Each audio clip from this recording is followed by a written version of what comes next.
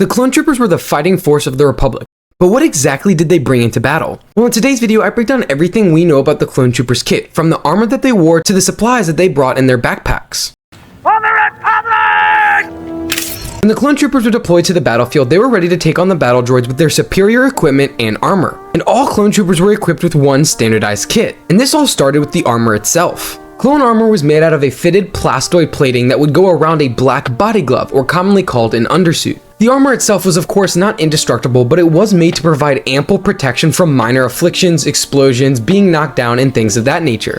Now many people will know that the clones would go through two phases of armor, Phase 1 and Phase 2. And both armors had their own set of advantages and disadvantages, but many people will classify the Phase 2 armor as better. This is because the Phase 2 armor was made out of a lighter and stronger armor plating system, allowing slightly better protection in some cases and increasing the armor's combat agility. Though it's worth noting that the Phase 1 material was often considered heavier and therefore more protective in other ways, and this is why Rex would keep certain aspects of it. And of course, both phases of the clone armor had a built-in comlink in the wrists or the forearms of their armor. Now of course, the armor came with the classic clone trooper helmet, and both Phase 1 and Phase 2 are really cool helmets with incredibly cool and distinct designs. And while the Phase 2 helmet did have an improved design from the Phase 1, it did lack some of the key features that the Phase 1 helmet had, like a built-in life support. On the armor itself, the clones also had a utility belt, sometimes referred to as an equipment belt. Now this belt primarily held extra ammo for the clone troopers, but it could also hold some of their supplies like their med kit, rations, and even on the back of the belt, a thermal detonator. Now finally, some clone troopers would carry a backpack, and these backpacks bore a Republic symbol and a cloth cover on the top, and was used to carry everything from supplies to equipment to even hut babies. But what equipment did the clones carry on their armor and in their kit?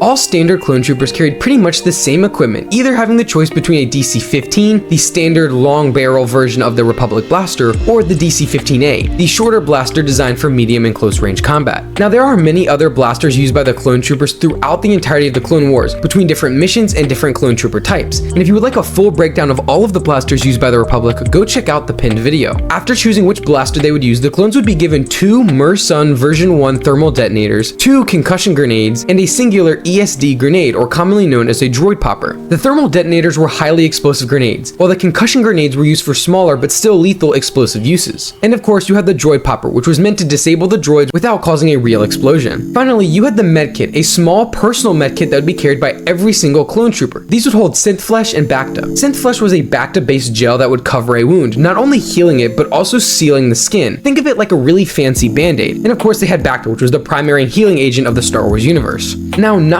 all clone troopers carried the same things though, and some of them carried additional or different equipment.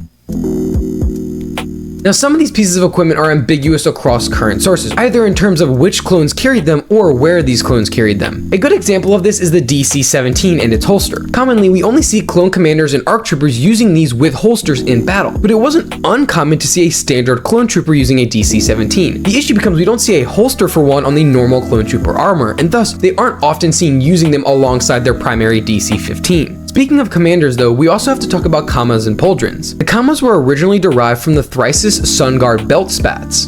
And originally, they were not commonly worn by the Republic forces. It wasn't until the Republic fighters on the planet of Rhodus 5 wore them that they became more standardized across the Republic and eventually would be used by the clone troopers. Now, alongside looking cool, they were especially used to help protect clone troopers' legs from explosions, rocket backblasts, and rocket wash. As for the pauldrons, they were less for a purpose and more so for show, specifically to indicate rank or status of clone troopers and in some cases their specializations. And while they may have provided some armor capabilities, this was not their primary or intended use. Outside of this, there were also things that we know the clone troopers carried, but we weren't really sure where they carried them or how much of them they carried. The best example of this would be clone trooper rations. Now these were likely stored somewhere in the equipment belt or utility belt, but we have very little evidence to support or really show these at all, outside of their single appearance in the Clone Wars TV show. Now of course, every clone trooper may have their own unique things or specialized equipment that they have to carry into battle depending on their role. But for a standard clone trooper, this is what their kit looked like. And now you know all about it. I hope you all enjoyed the video, and if you did, please be sure to like and subscribe for more content like this.